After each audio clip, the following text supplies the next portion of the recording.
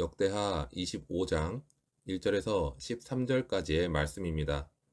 요아스가 전쟁 중에 큰 부상으로 죽게 되었고 그의 아들 아마샤가 그의 뒤를 이어 왕이 되었습니다. 아마샤는 25세의 왕이 되었고 25년간 나라를 다스렸습니다. 이 아마샤에 대한 평가는 이렇습니다. 그는 전반적으로 하나님 앞에서 정직하게 행하기는 했지만 그의 인생의 후반부의 삶이 우상을 숭배하는 등 교만에 빠짐으로 온전한 마음으로 하나님을 섬기지 않았다라고 평가합니다.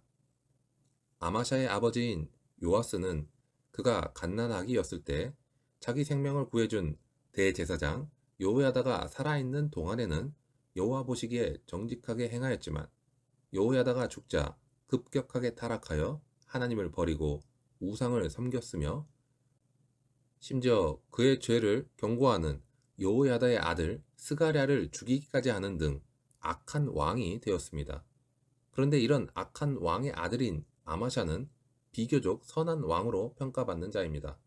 어떻게 그렇게 사악한 자의 아들이 선한 왕으로 될 수 있었을까요? 그것은 그의 어머니가 예루살렘 사람이었다는 데서 찾을 수 있습니다. 그의 아버지 요아스의 어머니는 악하고 음란한 여자 아달랴였기 때문에 여호야다가 죽자마자 악한 왕이 되었지만 아마샤의 어머니는 하나님을 잘 섬기는 신실한 예루살렘 사람이었습니다. 그러므로 선한 어머니의 영향을 받아 아마샤는 비교적 선한 왕이 될 수 있었던 것으로 보입니다. 그런데 아마샤는 왕위에 오른 뒤에 이제는 나라가 굳건히 섰다는 판단이 서자 아버지 요아스를 죽인 신복들에게 복수를 하게 됩니다. 그는 이런 중요한 결정을 내리기에 앞서서 하나님의 뜻을 묻기보다는 자신의 감정을 따라 행하고 말았습니다. 아마샤의 아버지인 요아스의 죽음에는 하나님의 섭리가 있었습니다. 요아스는 하나님을 버리고 우상을 섬기는 죄를 범함으로 인해서 신하들에 의해 하나님의 심판을 받은 것이었습니다. 그러나 아마샤는 자신의 감정에 사로잡혀 하나님이 하신 일을 볼 수 없었습니다. 만약 아마샤가 그 일에 대해 신하들의 죄를 하나님 앞에 물었다면 그는 하나님의 음성을 들었을 것이고 불순종의 죄를 짓지 않았을 것입니다. 아마샤는 신하들을 죽인 후에 그 자녀들에게는 율법의 원리를 적용했습니다. 사람이 각 개인이 자신의 죄로 말미암아 심판을 받는다는 율법에 따라 그 자녀들에게는 죄를 묻지 않았던 것입니다. 이것은 그가 하나님의 말씀을 순종한 부분인 것은 맞습니다. 그러나 그는 자신의 감정을 쏟아낸 후에서야 말씀을 적용하는 사람이었습니다.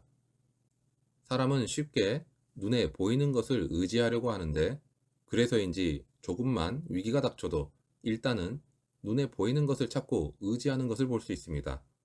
아마샤는 세일 사람들의 침공을 하기 위해서 20세 이상으로 전쟁에 나갈 만한 자를 계수하게 되는데 그 인원은 30만 명이나 되었습니다.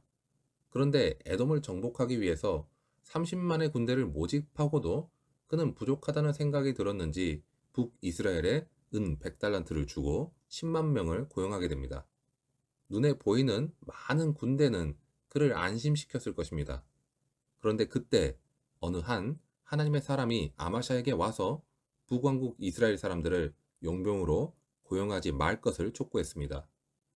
하나님께서 그들과 함께 하시지 않기 때문에 그들과의 계약을 해지하고 유다 단독으로 전쟁에 나가야 한다고 했습니다.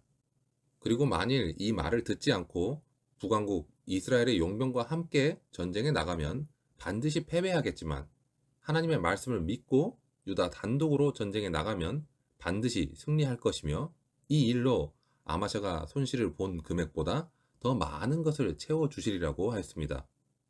늦게나마 하나님의 말씀을 깨달은 아마샤는 북이스라엘 군대에 지불한 은 100달란트를 아까워했지만 곧 하나님의 음성에 순복했습니다. 그의 목적은 에돔을 정복하는 것이었고 결국 에돔을 정복하게 해주실 분은 하나님이심을 믿었습니다. 그렇게 그는 경제적인 손실을 감수하고 과감하게 하나님의 뜻에 순종하는 모습을 보입니다. 그러나 아마샤로부터 해고된 북왕국 이스라엘의 용병들은 싸우지도 않고 계약된 금액을 받았음에도 불구하고 자존심의 상처를 입어 돌아가던 중에 사마리아에서 벳호른까지 유다 성읍들을 약탈하고 3,000명이나 죽이는 등 악랄한 모습을 보였습니다. 도움을 받으려고 비싼 값을 지불하고 고용한 군대에 의해서 나라가 큰 어려움을 겪게 된 것입니다. 우리가 하나님의 뜻보다 우리의 생각을 앞세우고 하나님의 방법이 아닌 세상적인 방법을 동원할 때 문제의 해결은 고사하고 그로 인해 오히려 큰 어려움과 공경에 빠지기도 합니다. 그래서 하나님께서는 하나님의 자녀들에게 보이는 세상을 의지하지 말라고 말씀하십니다. 사람은 호흡을 해야 살 수 있습니다. 그리고 언제든지 그 호흡이 끊어지면 죽을 수밖에 없는 나약한 존재가 바로 사람입니다. 우리가 의지해야 할 분은 오직 하나님 한 분뿐입니다. 그리고 구원과 승리는 하나님을 의지할 때에만 얻을 수 있습니다. 우리가 하나님만을 의지하는 믿음으로 행하고 눈에 보이는 것에 흔들리지 않을 때 하나님께서 주시는 은혜를 누릴 수 있을 것입니다. 아마샤는 율법을 존중하는 모습도 보이고 하나님의 사람이 하는 말씀에 어렵지만 순종하는 모습도 보입니다. 그러나 아마샤의 순종은 온전한 순종이 아니었습니다. 아마샤는 순종을 한 것처럼 보이지만 그는 온 마음을 다하여 순종하지 않았습니다. 그것이 율법을 존중하는 것처럼 보이지만 그는 먼저 감정적으로 자신이 원하는 선택을 했다는 것이고 하나님의 사람이 하는 말씀에 순종하는 것처럼 보이지만 그는 먼저 자신의 눈에 보이는 이익과 만족감으로 선택을 했다는 것입니다. 이러한 모습은 신앙의 모습처럼 보이지만 그의 내면에는 먼저 자기 나름의 신념과 이익과 감정을 선택한 후에 하나님의 말씀을 따르겠다라고 하는 사실은 불신앙의 모습이라는 것을 알아야 합니다. 자기 나름대로 순종했다라고 생각하면 결국 자신이 원하는 결과가 나오지 않았을 때 하나님께 원망을 하게 됩니다. 그리고 그 이후에는 더 큰 불순종으로 하나님께 답을 하게 됩니다. 우리가 컴퓨터로 문서 작업을 하면서 음악을 듣는다든지 여러 인터넷 브라우저를 열어놓고 그래픽 작업을 한다든지 한 번에 두 가지 이상의 작업을 할 때 흔히 멀티태스킹을 한다고 합니다. 그런데 미국의 비즈니스 코치인 데이비드 크렌쇼라는 사람은 인간은 기본적으로 한 번에 한 가지 이상의 일을 할 수 없다고 말합니다. 그는 이렇게 주장합니다. 멀티태스킹은 거짓말이 맞습니다. 그런데도 숨가쁘게 돌아가는 이 세상 사람들 대다수가 그걸 진실이라고 믿고 있습니다. 우리는 삶의 방식의 하나로 멀티태스킹을 선택했습니다. 심지어 멀티태스킹을 잘한다고 뽐내기까지 합니다. 하지만 그런 방식은 실상은 존재하지도 않고 효율적이지도 않습니다. 크렌쇼는 멀티태스킹은 사실은 스위치 태스킹이라고 말합니다.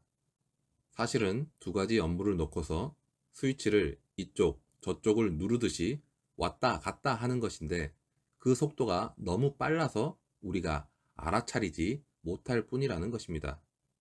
스위치 태스킹을 멀티태스킹이라고 착각하고 있을 뿐이라고 그는 말합니다. 예를 들어서 러닝머신에서 달리기를 하면서 음악을 듣거나 텔레비전을 시청하는 사람들은 바쁜 생활 속에서 그 시간을 아주 효율적으로 활용하는 것처럼 보입니다. 하지만 그럴 경우 운동의 효과는 별로 없을 뿐만 아니라 오히려 부상의 위험도 오히려 높다고 말합니다.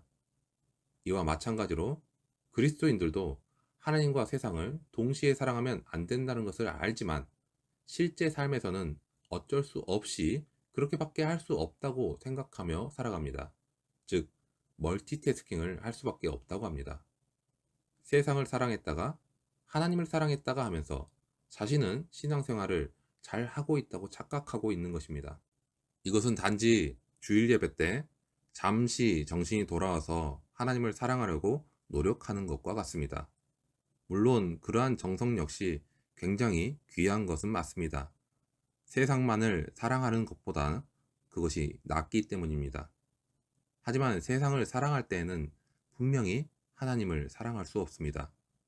하나님과 세상을 동시에 바라볼 수 없으며 종은 두 주인을 섬길 수 없기 때문입니다. 나름대로의 신앙과 온전한 순종이란 이런 차이가 있습니다. 비슷해 보이지만 실상은 전혀 다르다는 것입니다. 순종이 제사보다 낫고 듣는 것이 순양의 기름보다 낫습니다. 부분적인 순종보다 성경에서 온전한 순종을 강조하는 이유는 이러한 부분적인 나름대로의 순종이 나중에 더 큰 불순종으로 발전하기 때문입니다. 순종의 목적은 분명히 나의 소원을 이루는 것에 있지 않습니다. 자기 감정을 앞세우며 눈에 보이는 인간적이고 세상적인 방법으로 성공을 이루고자 하는 것도 아닙니다. 순종에는 다른 목적이 있어서는 안 되는 것입니다.